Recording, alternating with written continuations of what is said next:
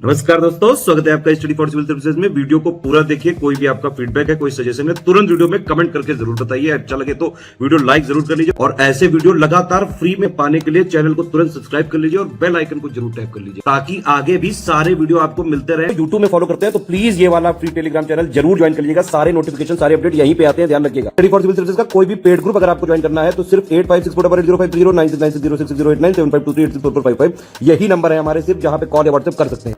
Instagram पे हमारा page जरूर फॉलो कर लीजिएगा, study for civil dot services है। ट्विटर पे हमको जरूर फॉलो कर लीजिएगा, @study for civils है। सारे क्वेश्चन अटेम्प्ट करिए और स्कोर अपना तुरंत कमेंट करके बताइए। Good morning friends, my name is Chandravardhan and I welcome you all to Study for Civil Services, one of the India's leading educational platforms. दोस्तों BPSC previous year question हम लोग discuss कर रहे थे और उसमें पॉलिटी का हम लोग 2 पार्ट कर चुके थे, जिसमें 64 तक ऑलमोस्ट हो गया था। कुछ क्वेश्चंस बचे हुए 10-12 वो हम इसमें करेंगे और उसके बाद 65th, 66th और 67th का जो एग्जाम कैंसिल हुआ था वो सब हम लोग इस वीडियो में देखने वाले हैं। ठीक है, तो लगातार हमारे साथ बने रहिए। इस पूरे वीडियो में बहुत ही इंपॉर्टेंट क्वेश्चंस होंगे और वो जरूर आगे आने वाले एग्जाम्स में काम आएंगे, चाहे वो री एग्जाम हो या 68th का एग्जाम हो। लेकिन उससे पहले ये हमारे पेड ग्रुप का लिंक है, नंबर है, वहां पर जुड़िए और अपनी तैयारी को आगे बढ़ाइए। ठीक है, तो चलिए देर न करते हुए शुरू करते हैं आज का अपना वीडियो। जय हिंद, वंदे मातरम। देखिए, जो हमारा पहला क्वेश्चन है ये हम लोग करने वाले हैं 65th। ठीक है, 65th का ये है। तो पहला क्वेश्चन इसमें था, निम्नलिखित भारतीय राज्यों में से किसकी राज्य विधानसभा में सदस्यों की संख्या अधिक है। यह पूछा जा रहा है, which one of the following Indian states has the largest number of members in its state legislature. State legislature में क्या क्या आता है? विधानसभा आती है। ठीक है, मतलब लेजिस्लेटिव असेंबली और लेजिस्लेटिव काउंसिल। ठीक है, लेजिस्लेटिव काउंसिल जो है वो केवल 6 राज्यों में है, बाकी राज्यों में नहीं है। बाकी राज्यों में विधानसभा ही है। ठीक है, और इसके अलावा आपको याद रखना चाहिए कि दिल्ली और पुदुचेरी जो है वहां पर भी विधानसभा है, जिसके सदस्य राष्ट्रपति के चुनाव में भाग लेते हैं। तो ठीक है, चलिए देख लेते हैं। अरुणाचल प्रदेश, हिमाचल प्रदेश, मणिपुर या फिर मेघालय, किसके विधानसभा में सदस्यों की संख्या अधिक है, ये पूछा जा रहा है। तो आइए देख लेते हैं आंसर क्या हो जाएगा।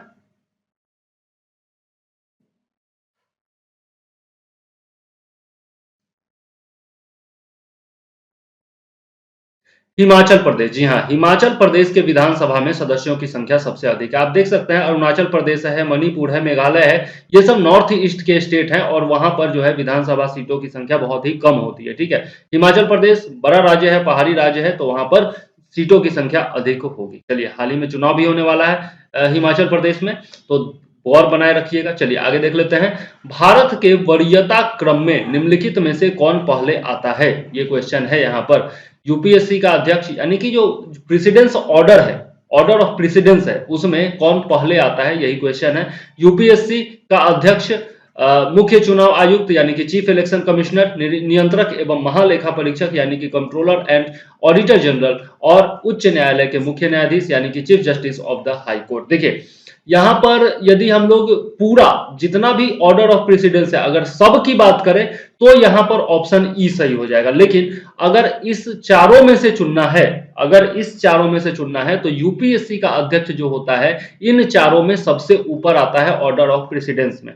ठीक है, तो यहां पर क्वेश्चन जिस तरीके का पूछा जाएगा उसके हिसाब से यहां पर आंसर दिया जाएगा। ठीक है, तो चलिए आगे देख लेते हैं। क्योंकि निम्नलिखित में से पूछा जा रहा है, वरीयता क्रम में निम्नलिखित में से मतलब नीचे लिखे हुए जो लोग हैं उनमें से कौन पहले आता है ये पूछा जा रहा है, तो इसलिए यहां पर यूपीएससी का अध्यक्ष होना चाहिए, ई नहीं होना चाहिए अकॉर्डिंग टू क्वेश्चन। चलिए आगे देख लेते हैं। सरकार की संसदीय व्यवस्था में विषय में निम्नलिखित में से कौन सा वक्तव्य सही है। Which one of the following statements is correct regarding parliamentary form of government. संसदीय व्यवस्था जो है, सरकार की जो संसदीय व्यवस्था है उसके बारे में निम्नलिखित में से कौन सा वक्तव्य सही है, ये पूछा जा रहा है। विधायिका न्यायपालिका के प्रति जवाबदेह है, बिल्कुल नहीं। विधायिका और न्यायपालिका जो है, न्यायपालिका हमारे यहाँ स्वतंत्र है, स्वतंत्र न्यायपालिका है हमारे यहाँ। जिस आगे देख लेते हैं, जिस प्रकार से अमेरिका में है, यूएसए में भी न्यायपालिका जो है वो स्वतंत्र होती है। ठीक है, नेक्स्ट है विधायिका कार्यपालिका के प्रति जवाबदेह है, गलत बात है। विधायिका जो होती है वो कार्यपालिका के प्रति जवाबदेह नहीं होती है। नेक्स्ट है विधायिका एवं कार्यपालिका दोनों स्वतंत्र है, बिल्कुल नहीं। देखिए, जो भी कार्यपालिका के सदस्य होते हैं, जैसे वो प्रधानमंत्री हो गए या फिर काउंसिल ऑफ मिनिस्टर्स हो गए, वो सब लोकसभा या राज्यसभा किसी के तो पार्ट होते ही है ना। बिना पार्ट हुए तो मात्र 6 महीने तक रह सकते हैं, उसके बाद तो रह नहीं सकते। तो कार्यपालिका के जो सदस्य होते हैं वो विधायिका के भी सदस्य होने अनिवार्य होते हैं, ठीक है। इसलिए इन दोनों को स्वतंत्र हम लोग नहीं कह सकते हैं। और जो भी कानून बनता है विधायिका में वो कौन पेश करता है, कार्यपालिका के ही सदस्य करते हैं। तो इस कारण से भी विधायिका और कार्यपालिका को स्वतंत्र नहीं कहा जा सकता है। नेक्स्ट है राष्ट्रपति न्यायपालिका के प्रति जवाबदेह है। राष्ट्रपति न्यायपालिका के प्रति जवाबदेह क्यों होगा भैया? नहीं होगा, बिल्कुल नहीं होगा। तो इसमें जो है आपका कोई भी ऑप्शन सही नहीं है। आंसर क्या हो जाएगा? ई। यहां पर यदि ये स्टेटमेंट होता कि कार्यपालिका जो है वो विधायिका के प्रति जवाबदेह है तो ये हो सकता था। क्यों? क्योंकि मैंने आपको बताया था पिछले वीडियोज में कि जो काउंसिल ऑफ मिनिस्टर्स है वो सामूहिक रूप से लोकसभा के प्रति जिम्मेदार होता है और व्यक्तिगत रूप से प्रेसिडेंट के प्रति जिम्मेदार होते हैं, ठीक है। तो ये बहुत ही इंपॉर्टेंट पॉइंट है, इसके माध्यम से आप बहुत सारे क्वेश्चंस बना सकते हैं, तो याद जरूर रखिएगा। चलिए आगे देख लेते हैं। निम्नलिखित में से किसका निर्माण पंचायती राज व्यवस्था के तहत हुआ था? Khap panchayat, which of the following was constituted under Panchayati Raj system? Khap panchayat, jati panchayat, ग्राम पंचायत या फिर जन पंचायत? खाप पंचायत तो अब बहुत जगह पर बंद भी हो चुका है, ये तो आपका ऑर्थोडॉक्स सिस्टम है जिसको कि बंद होना ही चाहिए, बहुत ही क्रूर उसमें सजाएं दी जाती हैं। जाति पंचायत, जाति के आधार पर तो पंचायत चुना नहीं जाता है। जन पंचायत ये भी नहीं होगा। आंसर क्या हो जाएगा? ग्राम पंचायत। जी हाँ, ग्राम पंचायत जो है वो त्रिस्तरीय संरचना के तहत आता है, जो कि बलवंत राय मेहता समिति के द्वारा क्या किया गया था? रिकमेंड किया गया था, ठीक है। तो चलिए यहां पर याद रखिएगा ग्राम पंचायत। नेक्स्ट, निम्नलिखित में से कौन भूमि रिकॉर्ड अधिकारी है? Who among the following is a land record officer? Land का रिकॉर्ड कौन रखता है, यही पूछा जा रहा है यहाँ पर। तो लैंड का रिकॉर्ड कौन रखता है? पटवारी, लंबरदार, जमींदार या फिर जेलदार? तो इसमें क्या हो जाएगा? पटवारी हो जाएगा। जी हाँ, पटवारी जो है वही लैंड का रिकॉर्ड रखता है, ठीक है। चलिए आगे देख लेते हैं। नेक्स्ट क्वेश्चन हमारा क्या है? निम्नलिखित विशेषताओं में से केंद्रीय शासन व्यवस्था के लिए कौन सी सही नहीं है? Which one of the following characteristic is not true for unitary form of government? Unitary form of government के लिए कौन सी व्यवस्था जो है, कौन सा वक्तव्य जो है वो सही नहीं है? तो त्वरित निर्णय यानी कि स्विफ्ट डिसीजन, लचीलापन, फ्लेक्सिबल होना, या फिर बड़े देशों के लिए आदर्श, आइडियल फॉर लार्ज कंट्रीज, कानून की एकरूपता, यूनिफॉर्मिटी ऑफ लॉज। देखिए यूनिफॉर्मिटी ऑफ लॉज तो होगा क्योंकि यूनिटरी टाइप ऑफ सिस्टम है, यूनिटरी फॉर्म ऑफ गवर्नमेंट है, तो उसमें कानून तो एक जैसा होगा ही। लचीलापन भी होगा, त्वरित निर्णय भी लिया जा सकता है क्योंकि वहां पर कोई गठबंधन नहीं होगा, किसी प्रकार का दबाव नहीं होगा, स्वतंत्रता से निर्णय लिया जा सकता है, जिस प्रकार से चाइना में लिया जाता है। चाइना में क्या है? यूनिटरी फॉर्म ऑफ गवर्नमेंट कह सकते हैं आप, या फिर एक तरह से रसिया में भी अब जो है फॉर्मेशन एक तरह का हो गया है, व्यवहारिक रूप में यूनिटरी फॉर्म ऑफ गवर्नमेंट हो गया है, ठीक है। लचीलापन भी होगा, लेकिन यह बड़े देशों के लिए आदर्श नहीं है क्योंकि बड़े देशों की जनसंख्या बहुत बड़ी होती है और आपका जो क्या कहते हैं उसको क्षेत्रफल बहुत ज्यादा होता है, तो वहां पर यूनिटरी फॉर्म ऑफ गवर्नमेंट काम नहीं कर सकती है। वहां पर बहुदलीय व्यवस्था भी चाहिए और आपका फेडरल सिस्टम भी चाहिए क्योंकि अलग अलग क्षेत्र होंगे, वहां पर एक ही इंसान के द्वारा या फिर एक ही काउंसिल ऑफ मिनिस्टर्स के द्वारा शासन चला पाना बहुत ही ज्यादा टफ हो जाता है। जैसे भारत जैसा देश है, अमेरिका जैसा देश है, तो यहाँ पर बहुत ज्यादा मुश्किल हो जाता है, ठीक है। तो चलिए बड़े देशों के लिए आदर्श ये नहीं हो सकता यूनिटरी फॉर्म ऑफ गवर्नमेंट। चलिए, समुदाय विकास कार्यक्रम का क्या उद्देश्य है? What is the objective of community development programs? सामुदायिक विकास कार्यक्रम जो होते हैं उनका क्या एम होता है, यही पूछा जा रहा है। शैक्षणिक सुविधाएं उपलब्ध कराना, जीवन स्तर को बेहतर बनाना, राजनीतिक प्रशिक्षण देना, योजना बनाने में गांव वालों की सहायता करना, या फिर उपयुक्त में से कोई नहीं और उपयुक्त में से एक से अधिक। यहां पर क्या हो जाएगा? यहां पर ई हो जाएगा, यहां पर ई हो जाएगा, उपयुक्त में से एक से अधिक, क्योंकि इसका उद्देश्य क्या क्या होता है? इकोनॉमिक डेवलपमेंट भी होता है, ठीक है, मतलब कि आर्थिक विकास भी होता है, social change and democratic growth भी होता है, ठीक है। सोशल चेंज मतलब सामाजिक बदलाव और डेमोक्रेटिक ग्रोथ भी इसका एक तरह से लक्ष्य होता है, ठीक है। तो यहां पर क्या हो जाएगा? ई हो जाएगा, ठीक है। राजनीतिक प्रशिक्षण नहीं होगा, ठीक है। जीवन स्तर को बेहतर बनाना ये आ सकता है आपका इकोनॉमिक डेवलपमेंट में, लेकिन डायरेक्ट नहीं दिया हुआ है। शैक्षणिक सुविधाएं उपलब्ध कराना, सोशल चेंज लाना इसको कह सकते हैं, लेकिन ये भी डायरेक्टली नहीं दिया हुआ है। और योजना बनाने में गांव की सहायता करना, ये भी एक तरह से कह सकते हैं कि होगा। डेमोक्रेटिक ग्रोथ इससे होता है, तो यहाँ पर क्या हो जाएगा, ई हो जाएगा, ठीक है। डायरेक्टली कुछ भी नहीं दिया हुआ है यहाँ पर, याद रखिएगा। इसका जो मेन मतलब उद्देश्य होता है वो होता है इकोनॉमिक डेवलपमेंट, ठीक है। उसके बाद क्या होता है, सोशल चेंज, सामाजिक बदलाव, ठीक है। और क्या होता है, और होता है डेमोक्रेटिक ग्रोथ, मतलब लोकतंत्र की वृद्धि, डेमोक्रेटिक ग्रोथ, ठीक है। ये 3 इसके मुख्य उद्देश्य हैं सामुदायिक विकास कार्यक्रमों के। चलिए आगे देख लेते हैं। आम आदमी पार्टी है, आप अरविंद केजरीवाल जिसके अध्यक्ष हैं, आम आदमी पार्टी जो दिल्ली और पंजाब में अभी सरकार बना के रखी हुई है, ये किस तरह की पार्टी है, राज्य पार्टी, राष्ट्रीय पार्टी, क्षेत्रीय पार्टी या फिर पंजीकृत पार्टी। तो यह जो है आपकी, यह है राज्य पार्टी, स्टेट पार्टी है, ठीक है। अभी फिलहाल वो स्टेट पार्टी ही है, हालांकि अगर चुनाव आगामी जीत जाते हैं तो वो लोग भी राष्ट्रीय पार्टी बन सकते हैं, ठीक है। फिलहाल क्षेत्रीय पार्टी ही है। निम्नलिखित संवैधानिक उपचारों में से किसे पोस्टमार्टम भी कहा जाता है? Which one of the following constitutional remedies is also known as postmortem? देखिए, संविधान के अनुच्छेद 32 में जिसको कि क्या कहा जाता है, संवैधानिक उपचारों का अधिकार कहा जाता है, राइट टू कॉन्स्टिट्यूशनल रेमेडीज कहा जाता है। उसमें 5 प्रकार के रिट का वर्णन है जो कि दिया हुआ है, किसको, सुप्रीम कोर्ट को दिया गया है, ठीक है। अब उस 5 रिट में ये सब आता है, प्रोहिबिशन, मैंडेमस, सर्टियोरेरी और क्यू वारंटो, ये सब आता है। लेकिन पोस्टमार्टम किसको कहा जाता है? पोस्टमार्टम कहा जाता है क्यू वारंटो को, अधिकार परीक्षा को। इसमें पूछा जाता है अपने अधीनस्थ अधिकारियों से कि आखिर आपने किस अधिकार से ये निर्णय लिया है या फिर इस योजना को या फिर इस प्रोग्राम को इंप्लीमेंट कराया है, ठीक है। तो ये अधिकार पूछा जाता है उनसे क्यू वारंटो में, ठीक है। तो याद जरूर रखिएगा और ये 5 रिट के बारे में निश्चित तौर पर पढ़ करके जाइएगा, एग्जाम में पूछा जा सकता है, ठीक है। चलिए आगे देख लेते हैं। भारत में मतदान के लिए प्रयोग की जाने वाली मशीन वीवीपैट का क्या संस्करण है? What is the version of machine VVPAT used for voting in India?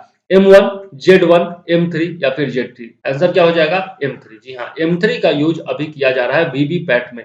VVPAT क्या होता है? देखिए, जब आप वोट डालते हैं ईवीएम के माध्यम से, जब आप वोट डालते हैं तो आप देखते होंगे कि एक पर्चा निकलता है उसमें से, ठीक है। उसमें एक अलग से मशीन लगाया होता है और उसमें पर्चा निकलता है, उसमें आपका लिखा होता है या फिर साइन बना होता है कि आप किस पार्टी को वोट दे रहे हैं और वो सामने आपको दिख भी जाता है, तो उसी को कहते हैं वीवीपैट, ठीक है।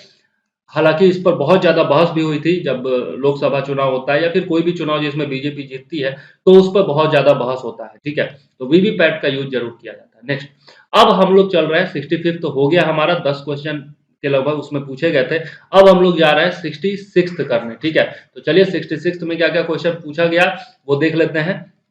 पहला क्वेश्चन है, वर्ष 1932 में बिहार के पटना शहर में कौन सी कंपनी ने अपनी फैक्ट्री स्थापित की? सॉरी, ये जो है आपका है तो क्वेश्चन मॉडर्न हिस्ट्री का, लेकिन क्वेश्चन पढ़ दिया हूं तो यहाँ पर डच ईस्ट इंडिया कंपनी होगा, याद जरूर रखिएगा। चलिए आगे देख लेते हैं।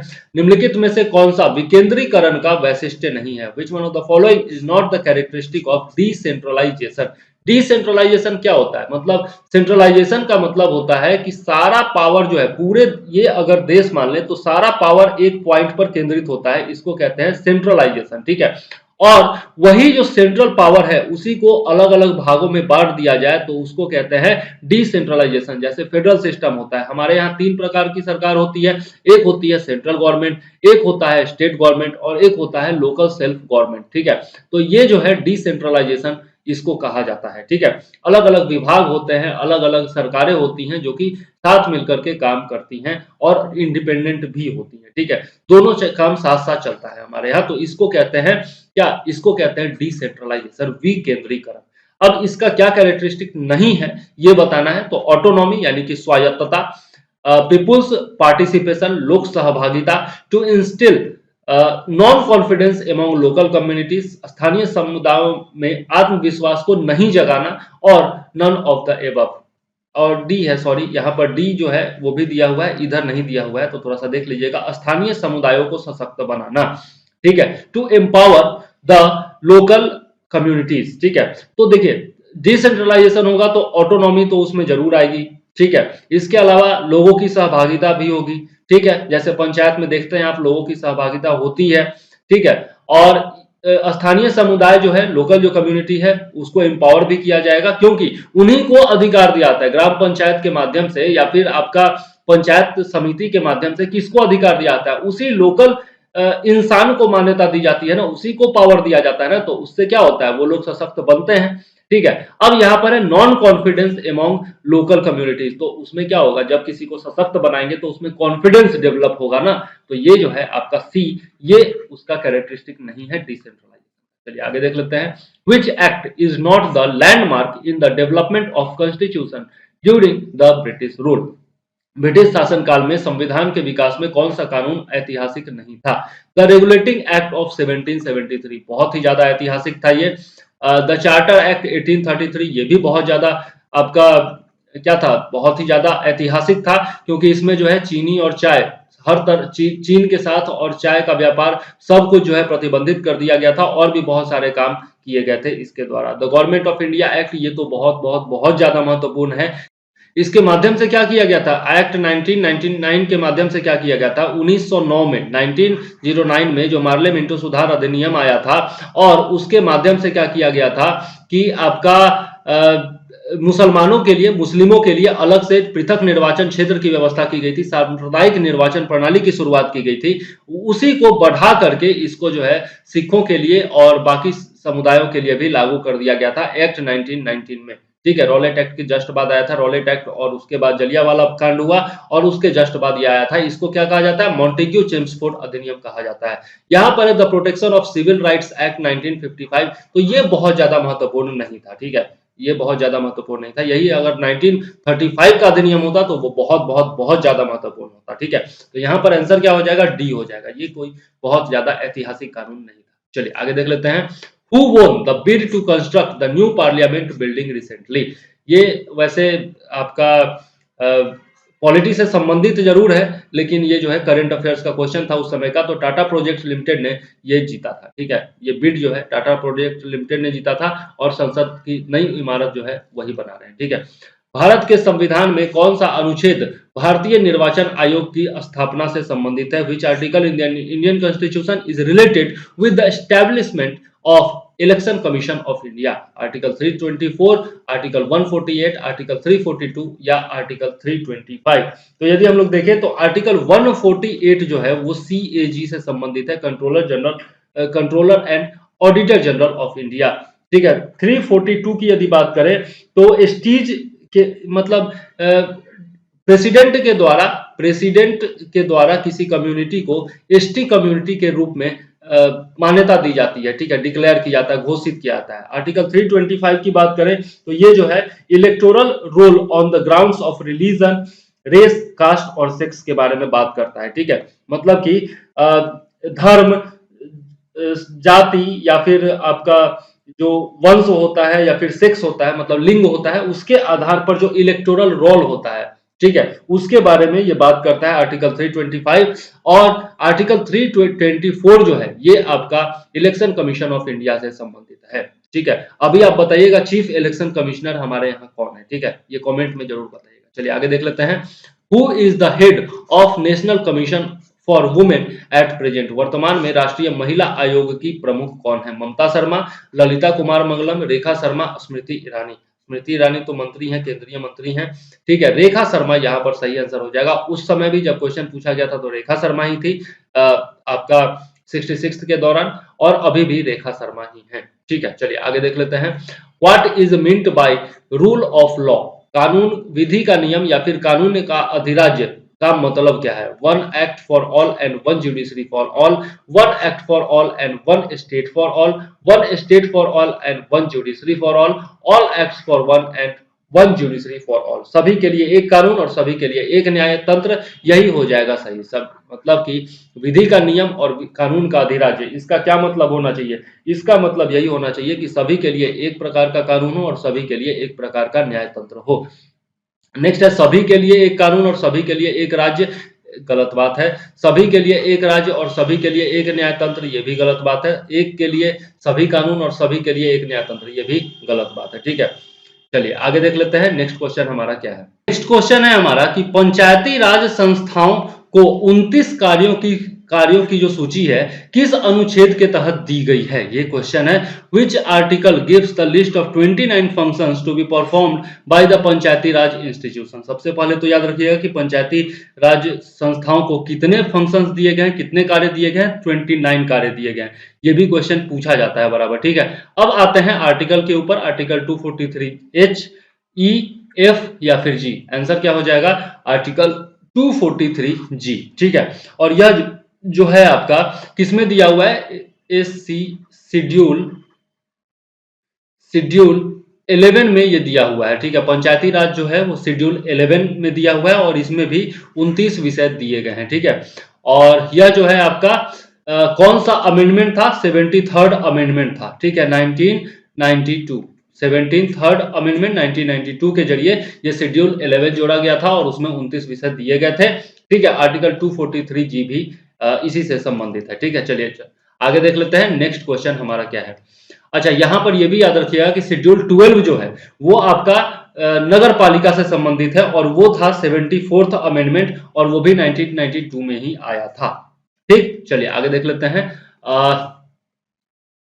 एक और चीज याद रखिएगा एक और चीज याद रखिएगा, यहां पर आपका 243 क से 9 तक, क से 9 तक जो है आपका पंचायती राज के बारे में दिया हुआ है और त से य 6 तक दिया हुआ है नगर पालिका के बारे में, ठीक है। तो ये भी याद जरूर रखिएगा। चलिए आगे देख लेते हैं। और एक और चीज, आर्टिकल 40 जो है, आर्टिकल 40 जो दिया हुआ है डीपीएसपी के तहत, वह भी आपका ग्राम पंचायत से संबंधित है, लोकल सेल्फ गवर्नमेंट से संबंधित है। चलिए आगे देख लेते हैं। When was the Citizenship Amendment Act passed? नागरिकता संशोधन कानून कब पारित हुआ था? 11 दिसंबर 2018, 11 दिसंबर 2019, 11 अक्टूबर 2019, 11 अक्टूबर 2020।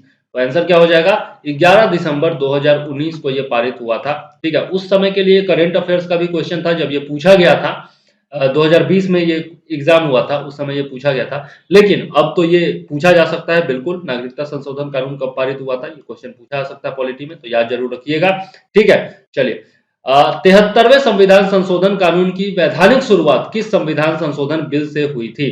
The legislative origin of 73rd Constitutional Amendment Act can be traced back to which constitutional amendment bill? 61st, 62nd, 63rd और 64th। आंसर क्या हो जाएगा, 64th अमेंडमेंट बिल, ठीक है, 64th अमेंडमेंट बिल, याद जरूर रखिएगा। चलिए आगे देख लेते हैं। अब हमारा 66th भी खत्म हो चुका है, अब हम लोग आ चुके हैं 67th का जो लेटेस्ट एग्जाम हुआ है उसके क्वेश्चंस पर। थोड़ा सा टफ क्वेश्चन इसमें जरूर था, लेकिन हम लोग सारे क्वेश्चंस को डील करने की कोशिश करेंगे और सही सही डील भी करेंगे। निम्नलिखित में से क्या संविधान की 11वीं सूची में शामिल नहीं है? मतलब वही जो मैंने बताया कि 29 विषय जो दिए गए हैं ग्राम पंचायतों के लिए ठीक है, पंचायती राज के लिए, उसमें कौन सा शामिल नहीं है ये पूछा जा रहा है। पुस्तकालय, ईंधन और चारा, ग्रामीण खेत या फिर तकनीकी प्रशिक्षण। अब इसमें या फिर उपयुक्त में से कोई नहीं और उपयुक्त में से एक से अधिक, तो कौन सा इसमें शामिल नहीं है ये पूछा जा रहा है। इसमें जो है ग्रामीण खेल शामिल नहीं है, जो 29 विषय हैं उसमें ग्रामीण खेल शामिल नहीं है, बाकी पुस्तकालय, ईंधन और चारा और तकनीकी प्रशिक्षण तीनों है, ठीक है, तो याद जरूर रखिएगा। चलिए आगे देख लेते हैं। संविधान के अनुच्छेद 113 के अनुसार वार्षिक बजट में कितनी अनुदान की मांगे संसद में पेश की जाती है?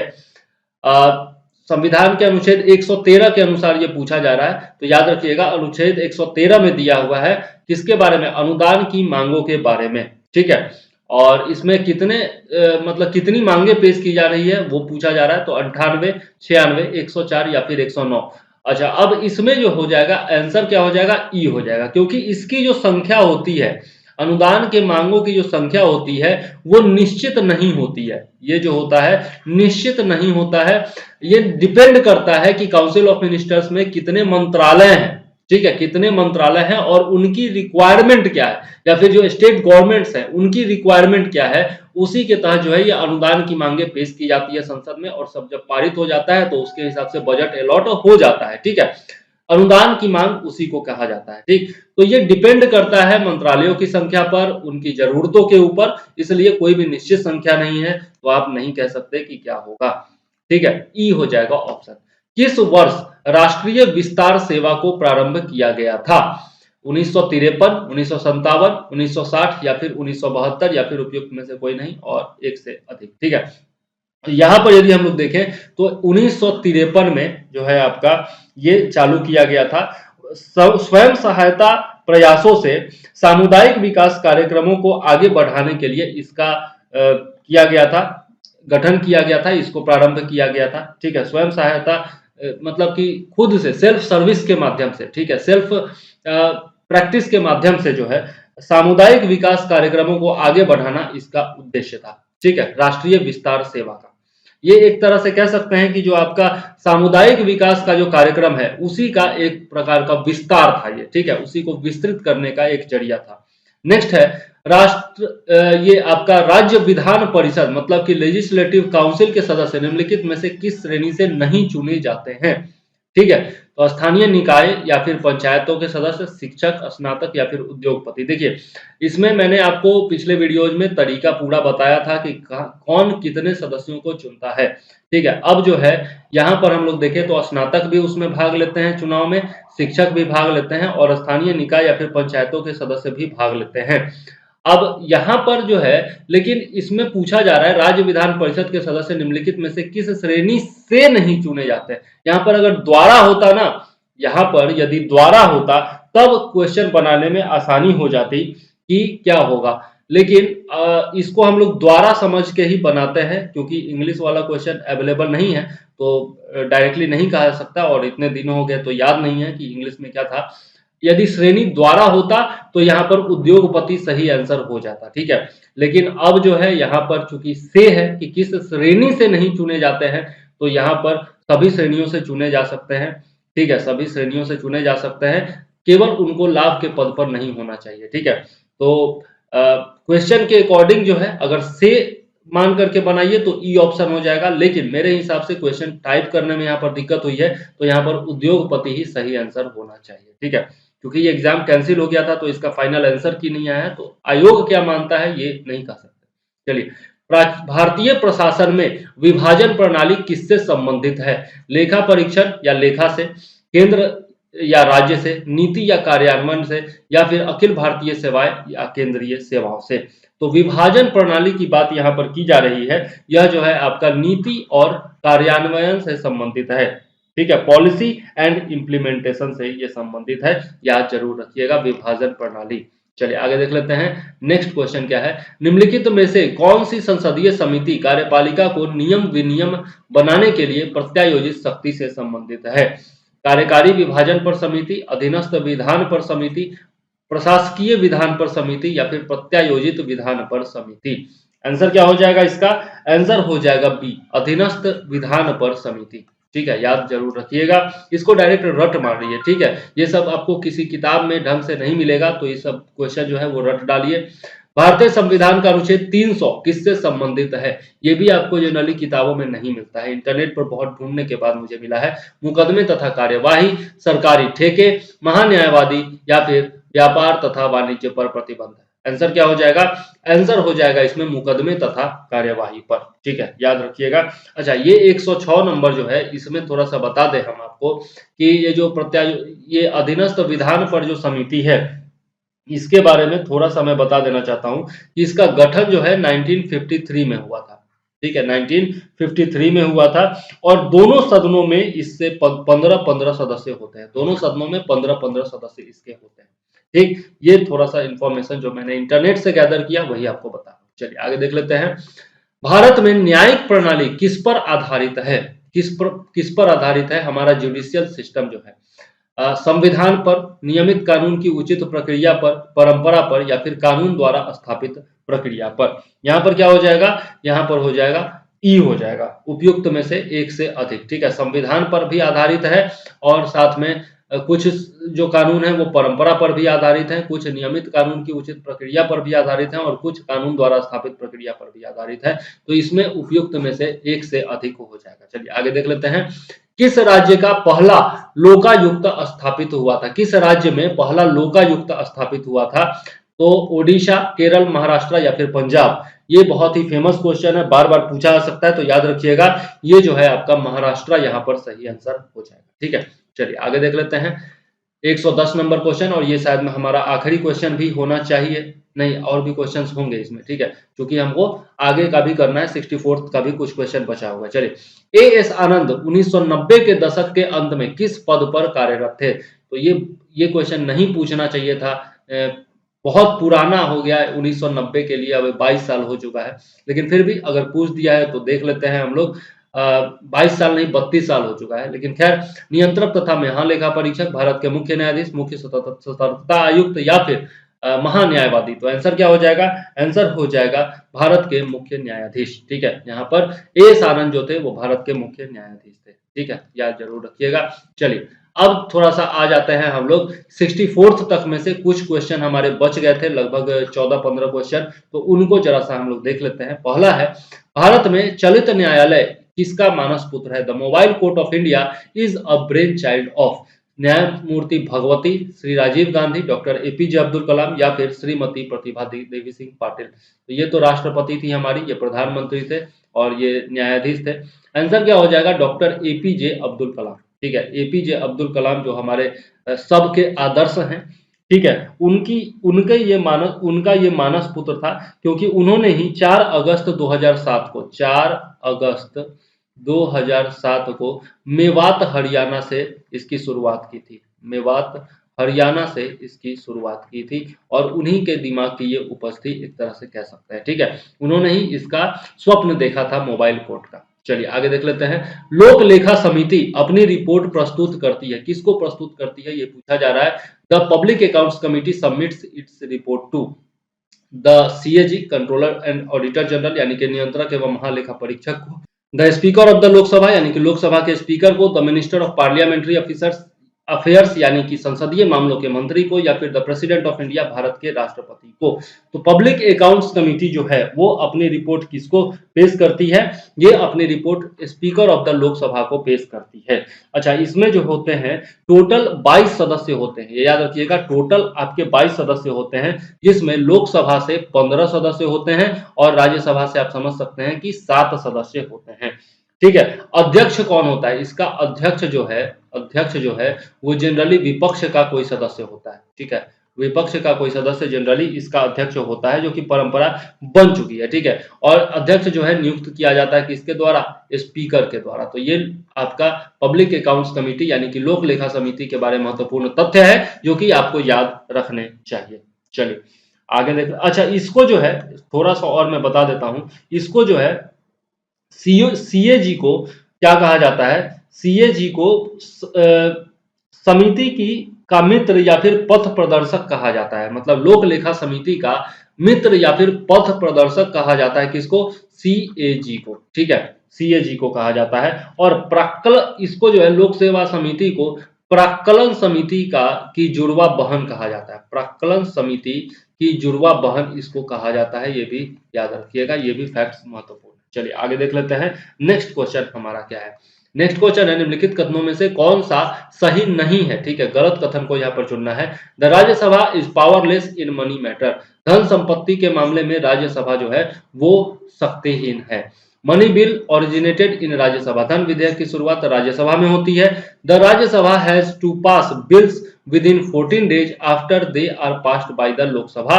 The Rajya Sabha may pass or return the money bill with some recommendations to the Lok Sabha.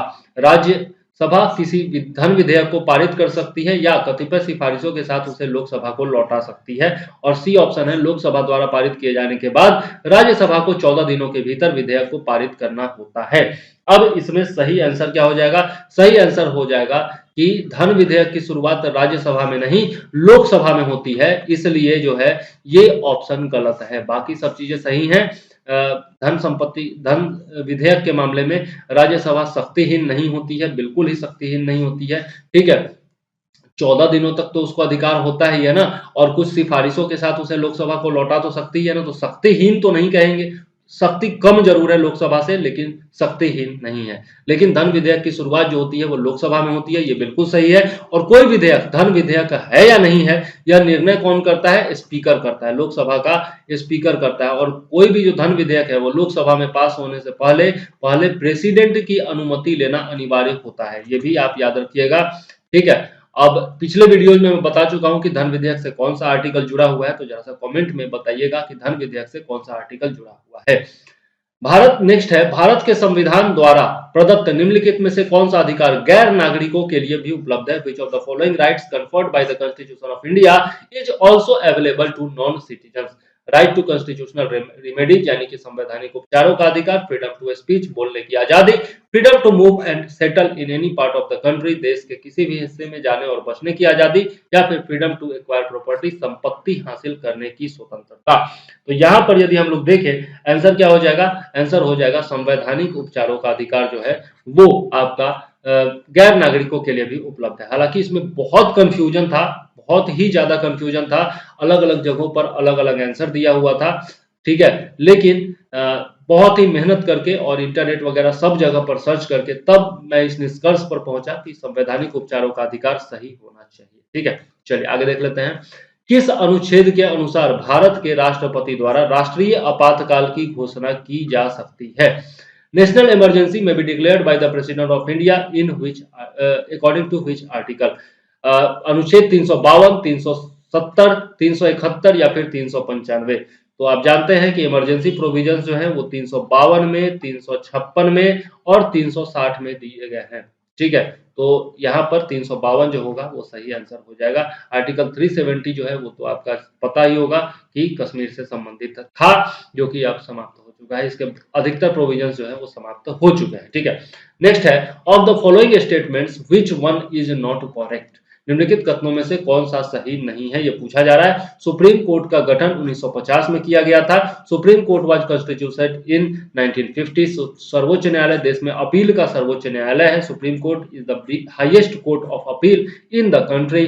Supreme court court martial को छोड़कर किसी भी हाई कोर्ट या ट्रिब्यूनल से सुनवाई कर सकता है। Supreme court can hear from any high court या tribunal except from the court martial. Court martial supreme court किसी भी हाई कोर्ट या ट्रिब्यूनल के साथ कोर्ट मार्शल में सुनवाई कर सकता है। Supreme court can hear from any high court और tribunal as well as from court martial. अब इसमें कौन सा सही नहीं है ये पूछा जा रहा है, तो इसका आंसर क्या हो जाएगा? इसका आंसर हो जाएगा डी। ठीक है, कोर्ट मार्शल से संबंधित वो नहीं कर सकता, बाकी हाई कोर्ट और ट्रिब्यूनल में वो जरूर सुनवाई कर सकता है। ठीक है, कोर्ट मार्शल के मामले में वो नहीं सुनवाई करता है। चलिए आगे देख लेते हैं। राज्य सरकारों की संवैधानिक प्रमुख कौन सा है? Who is the constitutional head of the state governments? Constitutional head of the central government कौन होता है? प्रेसिडेंट होता है।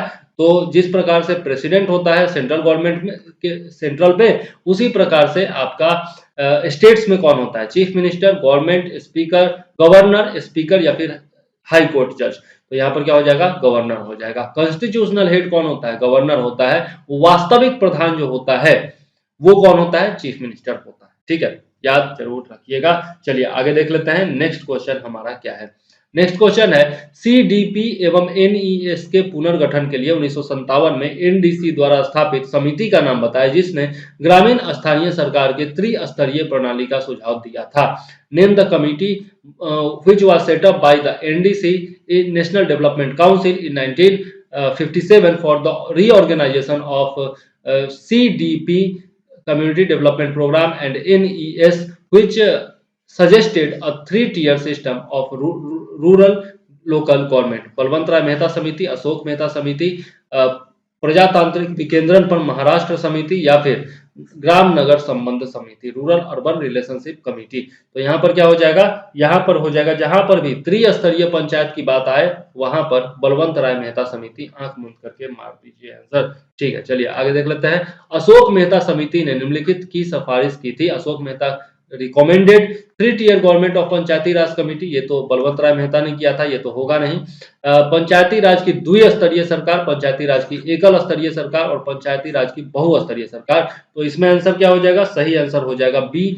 अशोक मेहता समिति ने द्विस्तरीय सरकार की बात की थी, पंचायती सरकार की बात की थी, और ये इनका जो फॉर्मेशन हुआ था वो 1977 में हुआ था, ये भी आप याद रखिएगा। चलिए आगे देख लेते हैं। भारत में योजना आयोग की स्थापना किस वर्ष की गई थी? In which year was the planning commission set up in India? तो प्लानिंग कमीशन की शुरुआत पहले भी बता चुका हूं, 1950, 1947, 1948, 1951। आंसर क्या हो जाएगा? 1950, 1950 में की गई थी प्लानिंग कमीशन की स्थापना। चलिए आगे देख लेते हैं। नेक्स्ट क्वेश्चन क्या है? निम्न में से कौन सा एक मानव अधिकार भारतीय संविधान के अंतर्गत मौलिक अधिकार भी है? कौन सा मानव अधिकार मौलिक अधिकार भी है, ये पूछा जा रहा है। Which one of the following is a human right as well as fundamental right under the constitution of India? सूचना का अधिकार, काम का अधिकार, शिक्षा का अधिकार या फिर मकान का अधिकार? तो यहाँ पर शिक्षा का अधिकार जो है वो आपका मौलिक अधिकार भी है और आपका मानव अधिकार भी है। ठीक है, तो यहाँ पर क्या हो जाएगा? शिक्षा का अधिकार। सही आंसर हो जाएगा ऑप्शन सी। चलिए आगे देख लेते हैं। अच्छा, ये शिक्षा का अधिकार किस अनुच्छेद में दिया गया है, ये कमेंट करके बताइएगा। भारतीय संविधान में संशोधन करके शिक्षा का अधिकार कब जोड़ा गया? ये तो उसी से रिलेटेड आ गया। When was the right to education added through the amendment in the constitution of India? 1 अप्रैल 2010, 1 अगस्त 2010, 1 अक्टूबर 2010 या फिर 1 दिसंबर 2010? तो यहाँ पर सही आंसर क्या हो जाएगा? 1 अप्रैल 2010। ठीक है, हालांकि ये मूर्ख बनाने के लिए नहीं किया गया था। 1 अप्रैल को मूर्ख दिवस होता है, लेकिन ये मूर्ख बनाने के लिए नहीं, विद्वान बनाने के लिए किया गया था शिक्षा का अधिकार। ठीक है, हालांकि जिस तरह की शिक्षा व्यवस्था है हमारे देश में, उससे कहा जा सकता है कि ये मूर्ख दिवस पर क्यों किया गया था ऐसा। ठीक है, चलिए आगे देख लेते हैं। नेक्स्ट क्वेश्चन क्या है? जो क्वेश्चन मैंने पूछा कमेंट में बताने के लिए, वो जस का तस रहेगा कि आपको बताना है कि ये जो है कब जोड़ा गया, ये तो बता दिया। ठीक है, लेकिन किस अनुच्छेद में दिया गया है ये आपको बताना है। चलिए, भारतीय संविधान में शामिल है the Indian constitution comprises of 395 अनुच्छेद, 22 भाग, 12 अनुसूचियां और शेड्यूल, सूची का मतलब शेड्यूल, 371 अनुच्छेद, 21 भाग, 11 सूचियां, 372 अनुच्छेद, 20 भाग, 7 सूचियां और 381 अनुच्छेद, 23 भाग, 8 सूचियां। आंसर क्या हो जाएगा? आंसर यदि हम लोग सही से देखें तो आंसर हो जाएगा ए, 395 आर्टिकल, 22 भाग और 12 अनुसूचियां। ठीक है, चलिए आगे देख लेते हैं। राज्यसभा में होते हैं, राज्यसभा में कितने सदस्य होते हैं ये पूछा जा रहा है। 280 सदस्य, जिसमें 20 सदस्य राष्ट्रपति के द्वारा मनोनीत किए जाते हैं। 275 सदस्य, जिसमें 18 सदस्य भारतीय राष्ट्रपति के द्वारा मनोनीत किए जाते हैं। 250 सदस्य, जिसमें 12 सदस्य राष्ट्रपति के द्वारा मनोनीत किए जाते हैं और 252 सदस्य, जिसमें 12 सदस्य राष्ट्रपति के द्वारा मनोनीत किए जाते हैं। आंसर क्या हो जाएगा?